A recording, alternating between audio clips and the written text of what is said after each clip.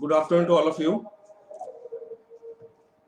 So, welcome to this session organized by Nirwan University and Kamtech Associates.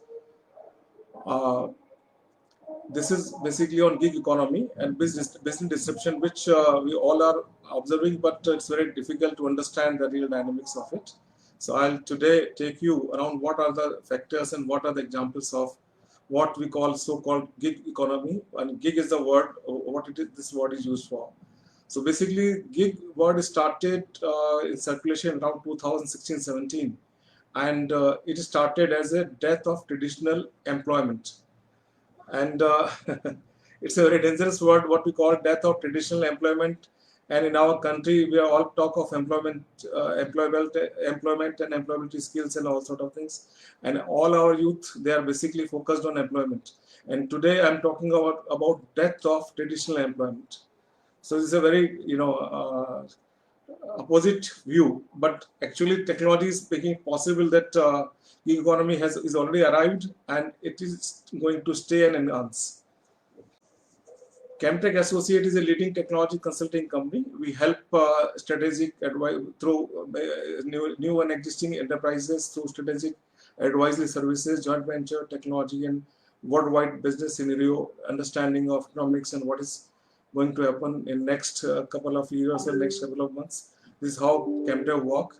We have presence in 25 countries through our associate partners, and we take up challenging assignments, and we focus on basically new technologies and new businesses which are coming up, which are disrupting the existing businesses and existing or what we call traditional businesses. So in short, if I say what exactly is gig, gig is a word used for transacted workforce through digital platforms. When you see that Ola or any of your food apps and all those things, so the Ola taxi driver is himself is an entrepreneur. He is not an employee of Ola company, and he can run his taxi on various platforms also. You see, whenever you find that Ola and Uber, same taxi is driving. So Ola, Uber, and all sort of that food service delivery platforms, when somebody comes to your home to deliver your ordered food. These are the examples of those type of employments which are not permanent, which are temporary, but which are basically generated through a digital technology platform and which impacts the masses and which also creates a lot of employment opportunities. But these employment opportunities are not permanent and they are transacted through digital platforms. So the entire terminology has been developed called gig economy. So what are the characteristics of this gig economy? Gig economy is which basically is disrupting the traditional employment scenery. When you see the traditional businesses, we have all our traditional businesses, very big business houses, industrial houses where you are employed, then you retire at the retirement days and you continue here in your corporate ladder. But is it going to stay? No. This type of thing is going to disrupt, and very soon you will find that experts giving advices even into top traditional companies also sitting in one place and working for many companies. So this is what we call gig, and the entire economy which generates is called gig economy. So gig economy technology platform is must, which can connect to a skill provider or skill seeker, or what we can say employee or employee relationship, or workers can be anywhere. Worker can remotely work. What we are used to have understanding that doctors can remotely view and then they can do a lot of things. Similarly, a lot of technological issues can be viewed and given answers also. Earlier, it was thought that only software industries and other industries can have this type of remote working. But when we see that this experiment is now enhancing various parts of other economics in our country and elsewhere. So any expert of any particular thing, like it started with taxi, Uber and Uber, and then it went on with the food delivery services companies, and all today you find that many such new examples and new startups are coming up with this kind of gig economy models. So the users work whenever they want, so there's no fixed employment, so variable, flexible working hours. What a taxi driver, Uber, he can log on whenever you feel comfortable, and he can log out when he says that he is not today is on to rest, so he can log out from this app, and then no more inquiries and no more orders will come to him. So it's a flexible working for you, for your convenience. It is not a fixed working hours.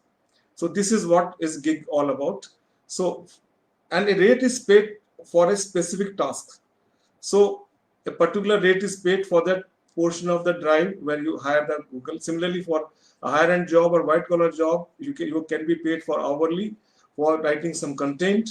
Sitting in India, you are writing for a Singapore based company, and you are working on, there are many such platforms which even offer very higher end expertise services, particularly in leadership roles and all those things, again on hourly basis. And in education line also, teachers, they are paid for hourly, and then they're sitting somewhere else and then teaching to somewhere else and being paid for hourly basis, and there is no fixed employment contract. They are paid on hourly basis. So basically the entire employment scenario is changing to a flexible employment scenario. So payment is intermediated by the platforms, and there are platforms which guarantees the platform, and which they take some share also and then transfer the payment, and there is a contract between the seeker and employer, and this digital platform play the basic role between them. So what are the who can benefit from it? Consumers. So the gig economy is democratizing the access to many types of services, making them more affordable and highly efficient. Today, you can hire any big experts, which otherwise you would have thought that you cannot meet even those experts, but you can hire their services and take their knowledge and take their lectures, or talk to them for your industry, or hire them for your industry or businesses for particular hours or particular months. And then even today, in many companies, I know that even CEO is being hired for a flexible basis, that he works for 4 hours here and 4 hours in some other companies. So that type of arrangement have come for at least in many industries, and for MSME industries it is going to benefit much higher, because MSME industry cannot hire a very big expertise, but they can hire part-time of that person's expertise through this model. Similarly, workers can see that there is no shifting or transformation. Sitting one place, they can do a lot of things, or in one city they can think of their whatever they feel that they are comfortable doing it. They have got those type of skills, and whether those skills related employment is available in that city or state is not bothering to them. Earlier, there was mass scale, migration, because jobs were not available. But today, with 4G and 5G and a lot of internet is coming up, a person sitting in Bihar can deliver his services to internet to any part of the world. It depends on what type of skill he has, and then what are the demand involved for him.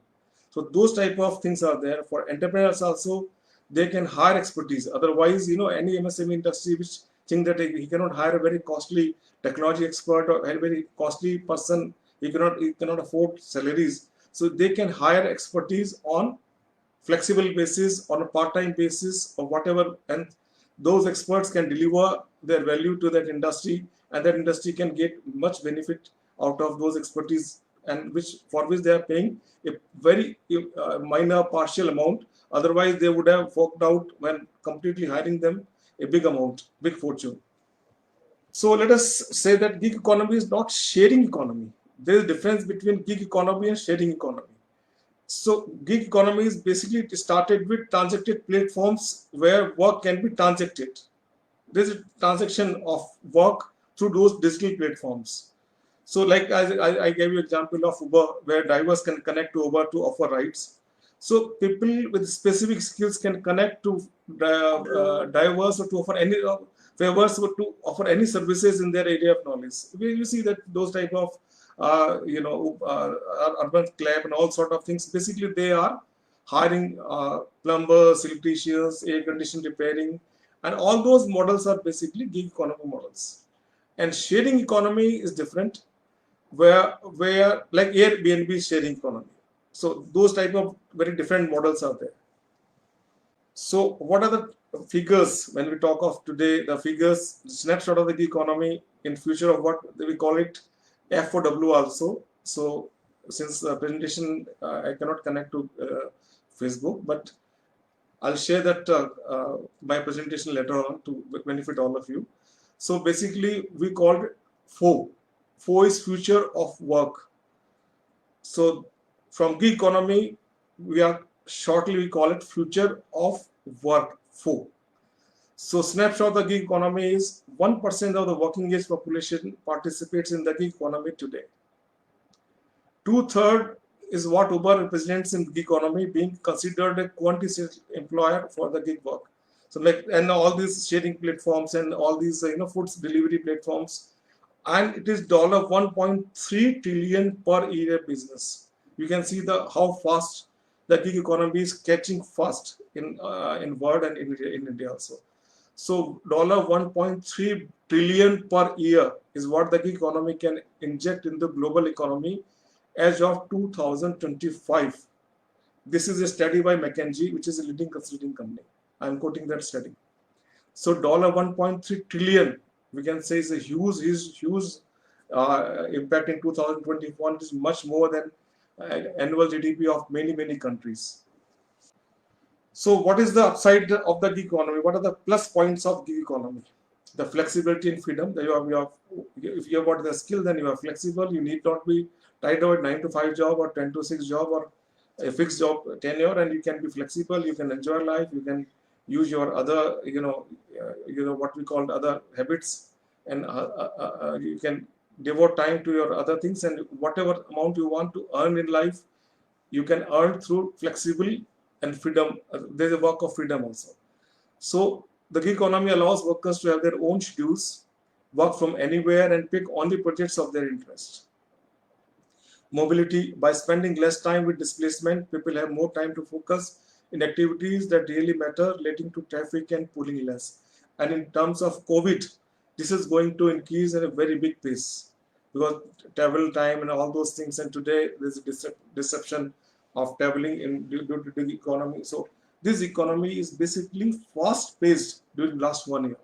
When you cannot travel to outside India, you cannot travel to many cities. So the option was very clear that you have Zoom meetings and you replace entire physical exhibitions and physical seminars through virtual things. So this is all part of the economy where any expert is available to you through video conferencing, and you can take the example, you can take his lectures sitting anywhere, and the lecturer or the speaker or motivational speaker is sitting anywhere, and he is delivering you whatever you want for your skill enhancement. So there's a mobility issue. Then there's a global productivity. By putting the right people in the right place, productivity increases along with the job satisfaction. So here you can really search, you can find expert for your particular problem. You see that in MSME industries and other industries with enhancement of technology and such technological obsolescence, the challenge of technology sustaining and getting a lot of R&D work and a lot of things, finding a right skill is a very tedious task. So by gig economy model, you can hire any expert for a particular small time duration, and you can take maximum advantage of his expertise for your problem in real-time solution for your industry, for your MSME, for your trade, for your industry, for your education, for anything. So it gives you productivity improvement also for all type of trade and businesses. What is the downside? There is a negativity also. Here, people may say that the workers' law or their safeties and the what we call that ESI, PF, and whatever related to benefit of workers may not be there, and there is no permanency in jobs. So whatever loyalty and all those words may soon disappear from dictionaries of employment. Then there is a problem that if you cannot deliver, very highly skilled persons right now can benefit, but lower end skill where you really need to work on shop floor, on a machine, on a particular process, the gig economy cannot take place because a worker who has to work for 8 hours in a shift, he has to work in 8 hours for that particular machine. It's not possible that he works for 4 hours in one factory and he can go to next factory for 4 hours. That won't be possible. So gig economy, definitely a lot of jobs can be transferred to flexible, but many jobs which still require a lot of shop floor production, they will have to be stick to traditional economy where there is employment, there is a welfare of workers, there is a permanent type of contract between employer and employee, and all type of mass production, or what we'll call them automobile or big industries.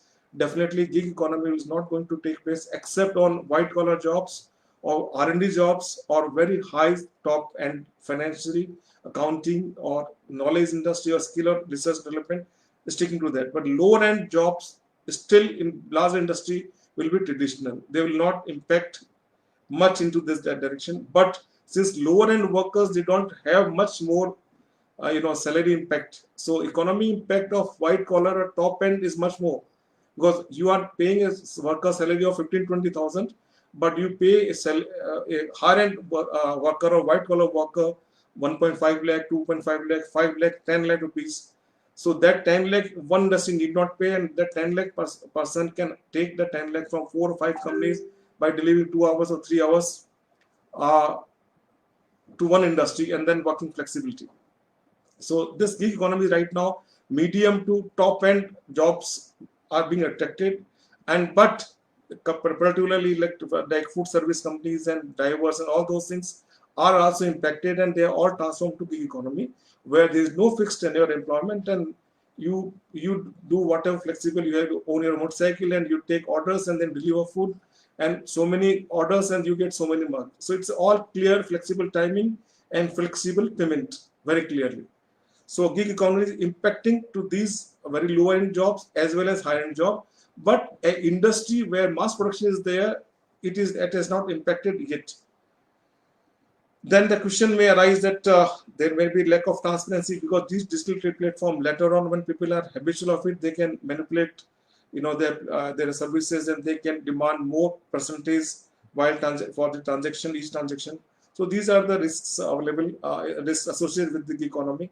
Then there will be lack of opportunities. Then our employees are independent contractors. What exactly is a new definition? Because in double labor also, we need to define whether they are contractors, independent contractors, and what will be the relationship between employee and employer and employee in new gig economy model, where there is no fixed tenure employment. And then definitely company would like to conclude their wage bill, that they would like to ensure that they save on wage bill.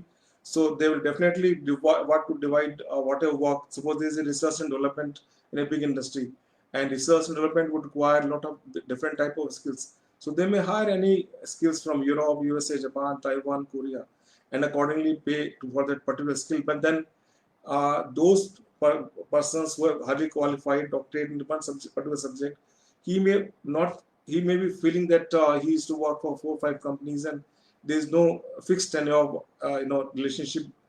Somebody will say that I am become a scientist and I am now cool, and then working 8 to 5 jobs. So those are distance things which are negativity, because then you not feel motivated at times, because you feel that you are being paid for hourly basis or particular task basis. It can be hourly or it can be task. You finish the task, on success of the task, you are being paid. So that type of model have a positivity as a negativity also. But there is no escape, and it's already arrived, as I told you, $1.3 trillion 2025 is expected. So you can see the huge volumes, and many employers and many new business models are resorting to this type of model. So for gig economy model, till now the set pattern is very clear that there has to be some technology platform, a software interface, which can divide that total work flow into hourly or task-based breakup, and those task-based or hourly breakups are then offered, and then people can come and say that, okay, this task I'm ready to do with this is my hourly rate. So those kind of things will come. You see that in India we always have a habit of monthly pays. But in Europe, it was already 20-30 years before that they used to pay for weekly wages. In Europe, entire weekly wages are there. In Europe, in USA also, instead of monthly wages, weekly wages. But today, entire things are shifting to task-based or hourly-based wages because of gig economy model.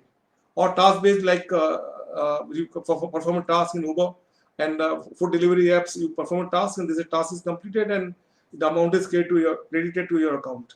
So basically hourly, or and on someone is tutor, he teaches, so he's being paid for hourly rates.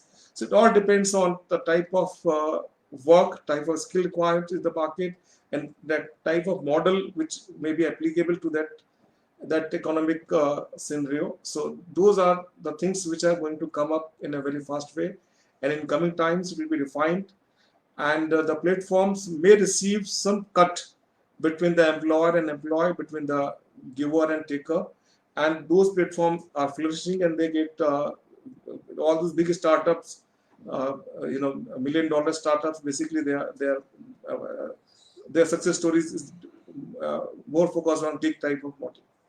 We call that millennials are driving the gig economy, but there is a special potential for boomers too. So there is a millennials and boomers.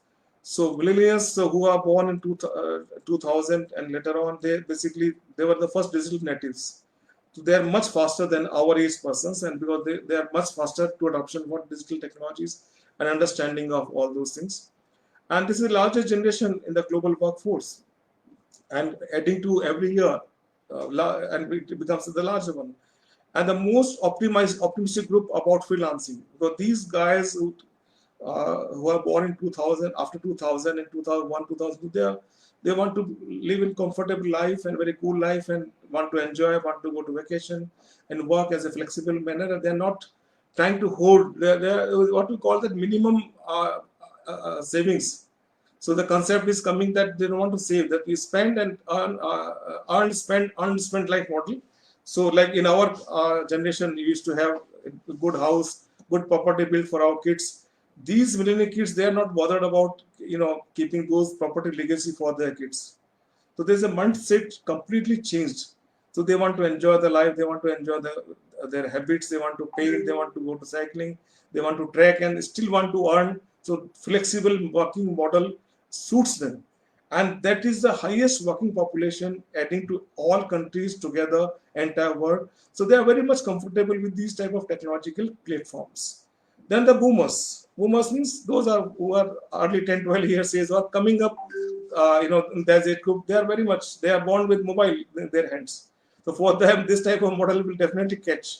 So there will be much more potential for all those things. So in our generation definitely there's mind block, but still we have also learned that this is a model, and I am also doing a lot of different type of flexible services to many industries. I'm advisor to many industries, and I give my timing 1 hour, 2 hour to different industries, and in consultancy also I work like this. So this model is already have achieved very big dimensions.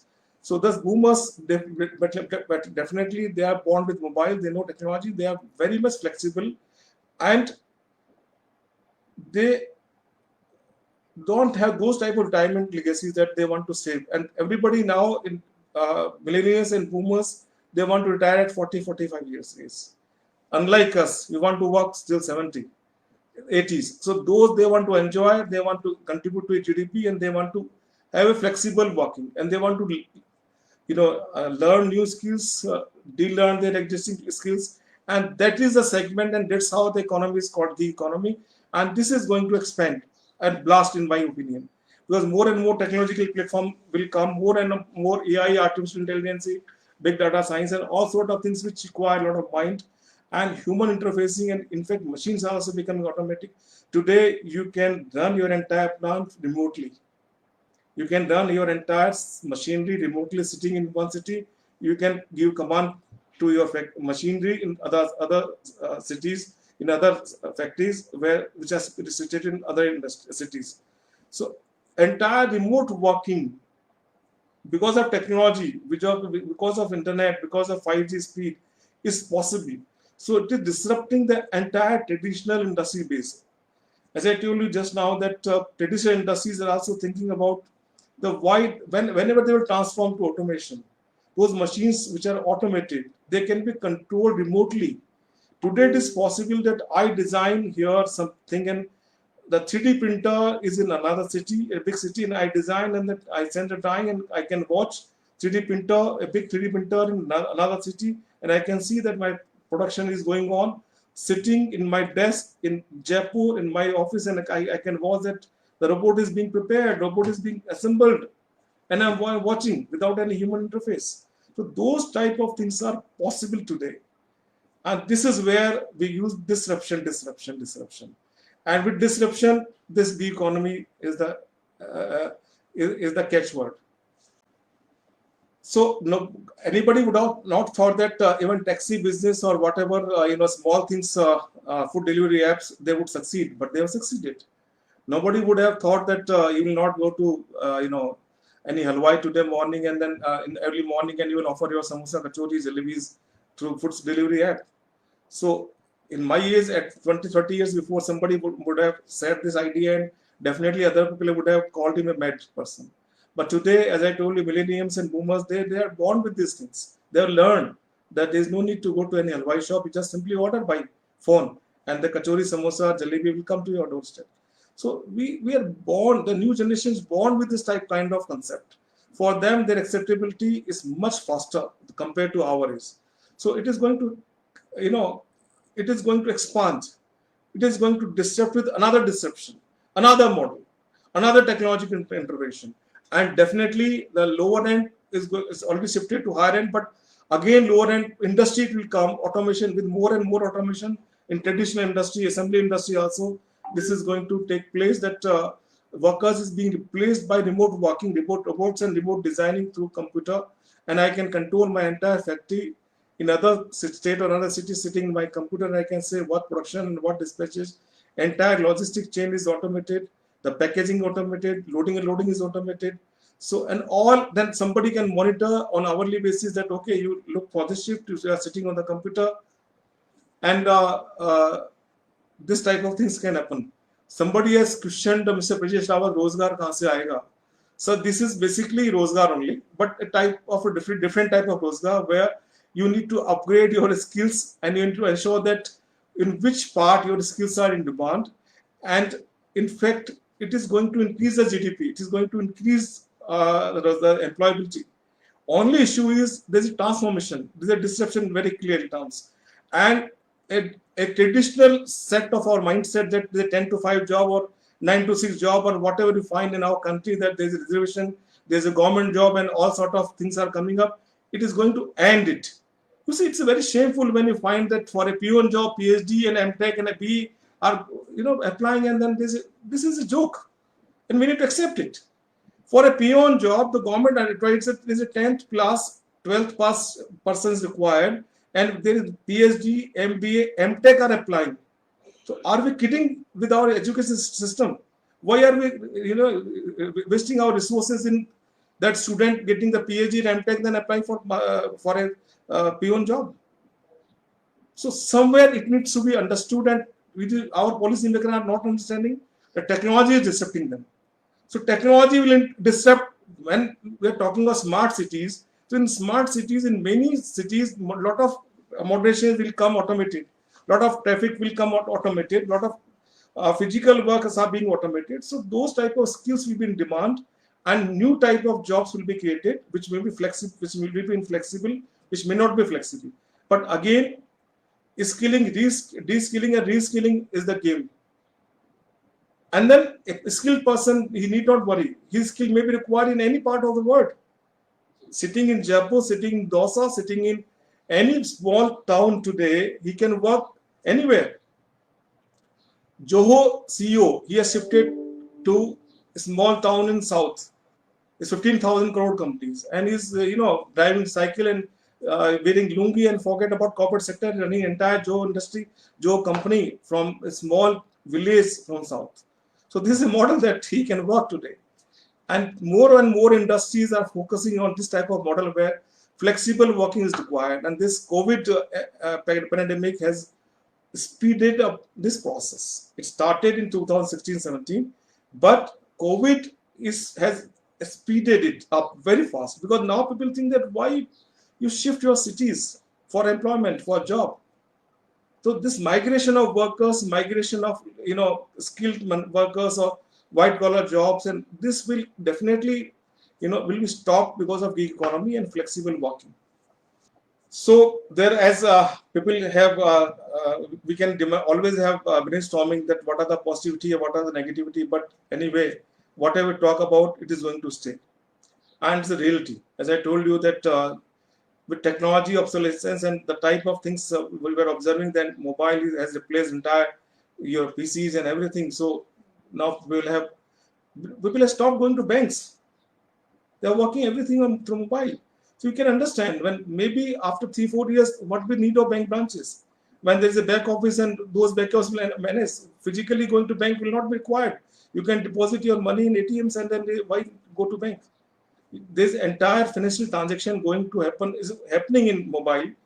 So I foresee that many things will disappear in coming years in our country. Maybe people may not agree, but this is factuality. You see that already many ATMs have been vanished. Many bank branches are closed because there nobody is going to banks. You can order everything online. You can order anything, all insurance policy online. So very big offices and 10 to 5 jobs. Why then companies will keep them? When entire processing is done through technology, through machine, through automation, science is there, then that analysis is there, where entire human mind is replaced by machines. So human mind needs to control those machines. So somewhere we need to understand that this thing is coming up very fast, and the corona process has enhanced the speed of this transformation, this disruption. We need to understand very clearly why it has catched up so fast. And because of one thing is very clearly, it is disruptive, but definitely it's more convenient, more efficient. Why consumer is going to pay inefficiencies? Because when we try to create lethargy system, 10 to 5 jobs or 9 to 6 jobs, it creates obsolescence in your mind. That so you think that your job is fixed. Now once you are in a job, in a government job or a big private job, you think that you are comfortable, you work or you don't work, you will get your salary without any productive output. So this type of mentality is being attacked.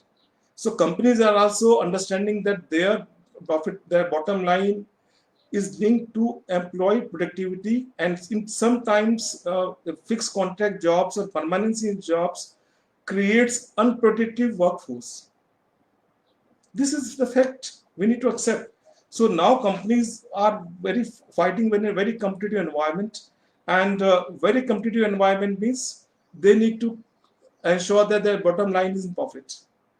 So definitely human productivity and manpower productivity is one of the very important factor in comparison to machine productivity. Machine productivity you can always manage, and manpower productivity managing is a very complex task because humans are minds, they are not machines. So managing those minds is a very difficult task. So gig economy offers very convenient way, very cost effective way to all of them. So that's why it is catching up very fast. So it creates a more efficient, it is creating better facilities, it's a better payment because the payments are very fast. You need not wait for 1 month to get your payment, and it's a better general experience because now the entire world is your market. If you are skilled, you need not worry. Your services may be required in any part of the world, and then all social media and all those digital platforms are there. You can register yourself. You can see what type of skills are required. You can see what you are good at, and accordingly, you can increase your skill set in what you are good at, and earn your livelihood in a flexible working environment. So what I call it is the disruption is a positive force, and innovation is the key word. So all, whether products, services, processes, organized structure, all are being disrupted, or can we call it innovated? Same word. So this is going to happen. When we see that now, we find that Government of India is also privatizing all sort of things because they say that government should not be in business. Government is in business for creating employment, but then permanent type of employment creates lethargy, and then loss-making enterprises, loss-making public sector undertakings, because people may think that the job is their guarantee. So this type of mindset is being disrupted by gig economy, because nobody wants to create loss-making enterprises. Today, the investors, shareholders, everybody wants that they get value for their investments. And the value for their investment would come in a very competitive environment with higher productivity. Higher productivity means definitely then higher skills has to be there, and very specific skills have to be fed into the process system to and to the clients. So it's going to happen and it's going to stay in our economies, and it's going to play a very big role in Indian economy as well. The gig economy is going to change the dynamics of competition as well. Today, any small company, because of these flexible, good employee set, can beat a big multinational companies and create a presence. Companies like Kamtech, we also now have transformed in a very big way in the economy. Now we are hiring experts across cities. Somebody is working for me in Bangalore, somebody is working for me in Kenya, and they are not a full-time employee. They are flexible employees, task-based employees. For a particular task, they are hired. For particular tenure, they are hired. Once the task is over, their employment is over. And that's where we cut down on a very huge employment cost, because consultancy services sector companies like us, could not have competed otherwise big 4 or 5 consultancy companies. Because of this model only, where we think that we can compete. So today, the difference between big companies and small companies is also going to be reduced, because all depends on how intelligently you can foresee, how intelligently you can break your working models in your firm, your industry, and how beautifully you can hire flexible experts so that your outcome is achieved in a very competitive and economical way. Without no, as I told you, nobody is going to pay you for your inefficiencies. And efficient means productivity has to be monitored, observed at any point, every point in the production system, whether it's a service sector industry or a trade or an industry. And so we can conclude in one statement, whatever I call the collaborative economics, give ordinary people the chance to compete with big chains. So that's why you see that in 10, 12 years, we see that big models like Flipkart, Oyo, and all those become very much valued than compared to 100-year-old traditional groups in our country. So this is where new incomers and millennium groups are much more faster than my age group persons, because they are free from inhibitions. They are free from inhibited mindset. No, this is the वो कहते हैं ना, ऐसा ही होता था, ऐसा ही होना चाहिए. उस माइंडसेट से बरी हैं वो बच्चे. हम लोग तो इस माइंडसेट के हैं कि ऐसा ही होता था भैया, ऐसे होगा ऐसा. अब वो स्टेटमेंट से हमें थोड़ा दोस्ती तोड़नी पड़ेगी. वो माइंडसेट हटाना पड़ेगा, और वो माइंडसेट हट रहा है. लोग कहते हैं ना, ऐसा ही होता है, इस देश में भी ऐसा ही होगा. ऐसा नहीं होता, हमारा देश ही बदल रहा है, और हमारे देश में तो बहुत फास्ट डिस्ट्रप्शन आया. I got one figure here which I'll share with you. In United States, in San Francisco, average earning in taxi industry before Uber was $120, and Uber's $120 million, and Uber's annual earning is $500 million in 2014. You can see in 2 years' time, entire taxi industry $120 million to alone Uber $500 million was the revenue, annual earning. How fast this gig economy has helped Uber to achieve it. No traditional industry model would have achieved so fast earning. Economy is a match for new age workers, new expectations. So workers' current expectation to our workplace is very clear: freedom, flexibility, autonomy, and purpose. I have added purpose. But what you are good at, you are working, and you are earning your livelihood for what you are good at. As we always say that in the education system, different, all have same thing, and people are different perception, mindset, and they are differently skill oriented in their mindset, in their DNA. But we teach them as if they all are same effective made humans. So this thing is already going to change in our system also, in education system also. So whatever purpose of your life, you can make the purpose itself as an earning model through gig economy. So it's clearly met. I'm always positive about disruptions, and I say that disruption is a positive force. Unless you disrupt your working, your mindset, new will not come, and new always come with disruptions. We see that traditional kirana retail is being disrupted, mom and pop store, bane ki dukaan is being disrupted, and entire new things are coming up. There's computer billing, new packing, new format. Groceries are delivered online. Even fruit and sabjis are delivered online. So things are disrupted in a very faster manner. You think, and people have already an idea, and they started already on a startup, and much more advanced. Even kabadi walas are being disrupted. The traditional kabadi wala model is disrupted, and new startups are working on kabadis and garbage, and you name the problem and there's a solution. And entire everything then shifts to the new model of the economy, where flexibility is the key. Flexibility always gives you strength to change your business model. You see that many examples are there. Amazon Mechanical Culture, Cloud Factory, different type like on-demand workforce. Amazon Mechanical Turk is a on-demand workforce. Cloud Factory is on-demand workforce.